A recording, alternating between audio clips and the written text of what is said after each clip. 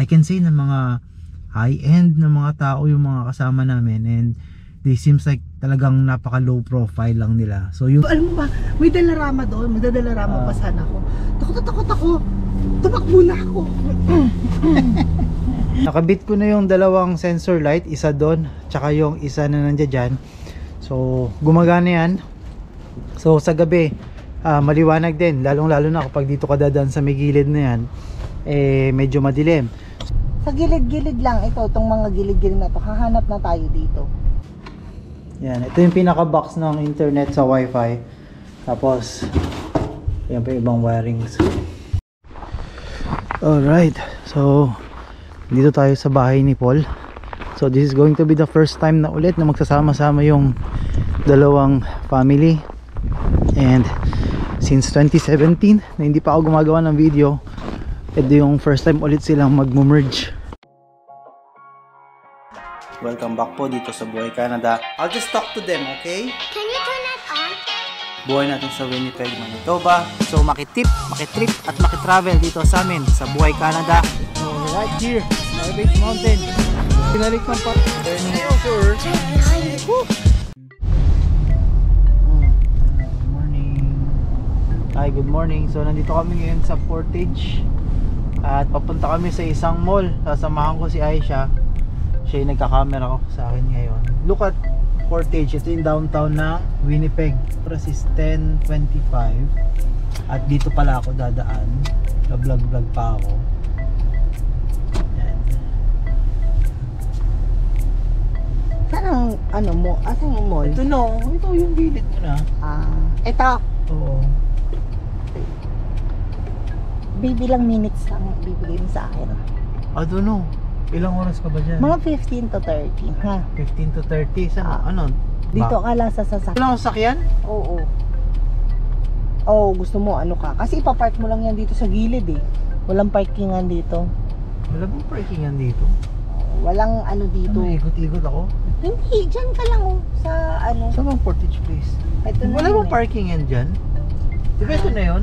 Oo. Sa gilid-gilid lang ito, itong mga gilid-gilid na to, hahanap na tayo dito. Yan natin. Diyan kami nagpark dati nila ate, dyan banda. Saan? Dito after nitong bus na to, yung after ng stoplight na yan. Dito ka lang banda ha. Mag-message na lang tayo. Okay, tawagin. Okay, bye. So okay, dito si Aisa, punta dito sa may Portage Place. Ako maghahanap ako ng parking. So dito na lang daw ako sa sasakyan. Ayaw niya makita siguro yung bibiling niya. So yan, hanap mo ng parking dito. So naging maganda yung dinner. So lahat sila kung titignan mo. So yun nga no, habang inaantay ko si Aisha, kagabi galing kami sa isang dinner ng mga ka-work ni Aisha. Pumunta kami sa Ray and Jerry. It was a fine dining restaurant. And yung mga kasama namin, sila Doc Richard. So siya yung nagbigay ng opportunity kay Aisha dun sa mga vaccine clinic niya while waiting makuha yung sa Manitoba license niya. And also siya rin yung nagbigay ng opportunity sa kanya na maging scribe or makapag-work sa kanya along with the doctors and other healthcare professionals. So yung mga nakasama namin, mga low profile lang, sobrang napakasimple mga tao, simpleng mga manamit, simple lang talaga na hindi mo akalain ganun yung posisyon nila dito sa Manitoba. I can say na mga high-end na mga tao yung mga kasama namin, and they seems like talagang napaka low profile lang nila. So yung dinner, it was a good experience. Nakakain si Aisha ng steak, tapos ako ang kinain ko lang is syempre chicken. It was really a good experience to meet those people na makasama ka dun sa gathering na yon. Supposed to be dapat pupunta kami dun sa bahay nila Dr. Richard, but unfortunately syempre pag may bata ka, kailangan mong umuwi, and it's about 11 o'clock in the evening. Kaya no choice, after ng dinner uwi kami kaagad ni Aisha. Then nga pala, just to give you an idea, ang parking dito is for the first hour $4, tapos exceeding additional portion or after an hour, so may additional na siyang $3 each. So yan yung presyo ng parking dito. Mahal na yan mahal na yan sa lagyan yan. Minsan kapag nasa labas ka sa kalsada, kapag may parking fee, usually start ka ng $2, Tapos succeeding is $1.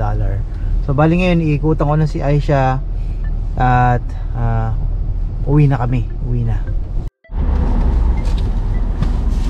Ano? Nakadami? Oh, yung dami. Putas mga pang regalo. 3 for $10 para sa mga school, sa mga regalo na nila kasi. Oh, Teacher. dyan lang meron dyan. Dyan lang. Oo, yan na lang yung Arden na ano kasi. Alam mo ba, may dalarama doon, may dalarama pa sana ako. Takot ako. Tumakbo na ako. Tangin na parang dito Buwis buhay trip to, oh. Ayun, oh. So dito lang kasi may mga nabili si Aisha, pero ang sketchy kasi dito sa lugar na to eh. Ayun, may dalarama. Saglit nga lang, may bibili lang candle lang. Saan? Sa Polo Park. Saglit lang yun. Polo Park ka pa. Saglit na lang yun, babe. Ano, samahan natin si Aisha. Magpo-Polo Park pa daw siya. Kinabahan ako doon.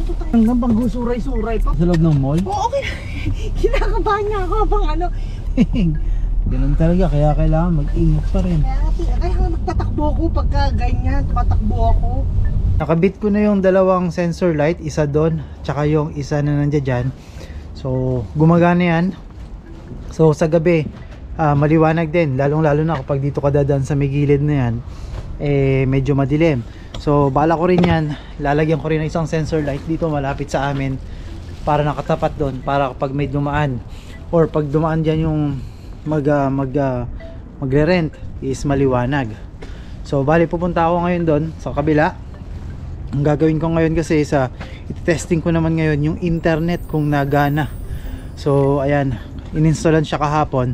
Binantayan ni Aisha yung pag-i-install. So yan ang titingnan natin kung gumagana sa level 1 at saka sa basement. Tapos may binili rin na gamit para doon naman sa sa pintuan, kasi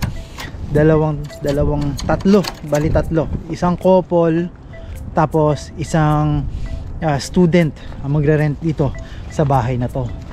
So tara, papasukin ko muna siya ngayon. Magta-travel muna tayo ng kaunti at nandito na ako sa bahay.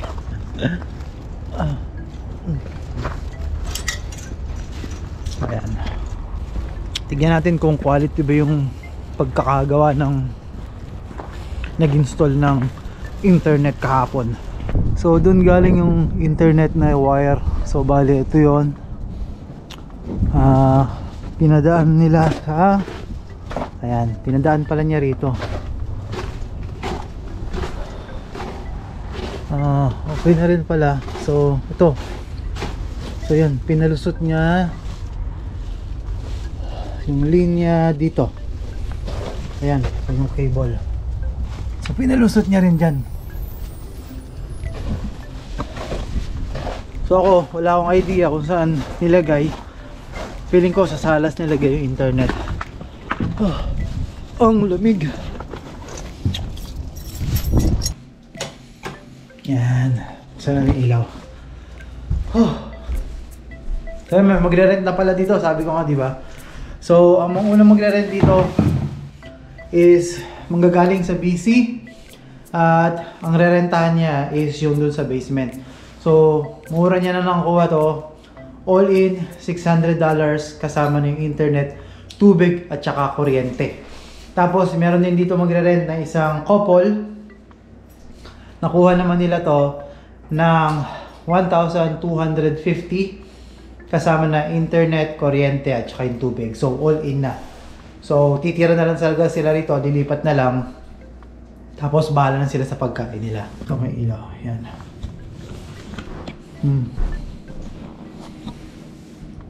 So dito niya so ito yung internet.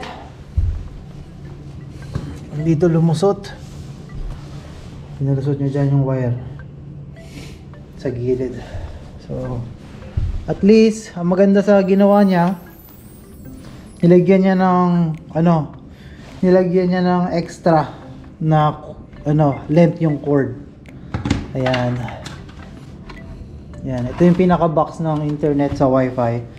Tapos yan pa yung ibang wirings. Pabali ngayon susubukan ko mag internet test kung ayos ba yung speed niya.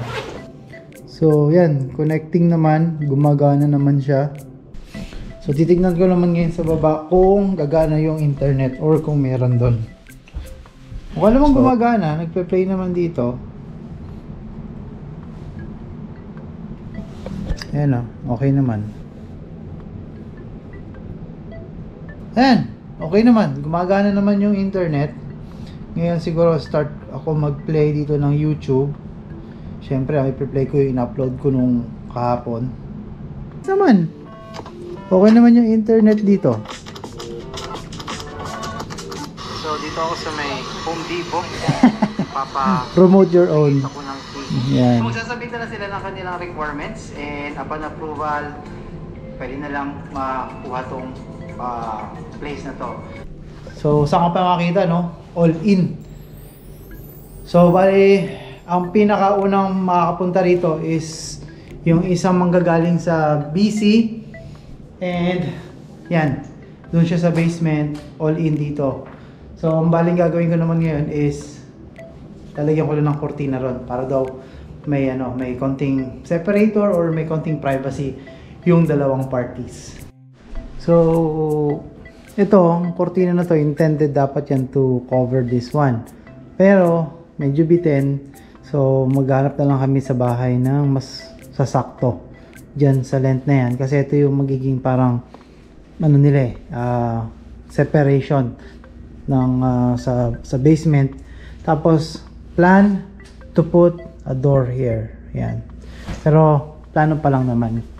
So ayan, pinagpalit ko, mas nagmukhang maganda yan. I think that's it for me for today sa bahay. At doon naman ako sa bahay, sa kabilang bahay. Alright, so dito tayo sa bahay ni Paul. So this is going to be the first time na ulit na magsasama-sama yung dalawang family. And since 2017 na hindi pa ako gumagawa ng video, ito yung first time ulit silang mag-merge.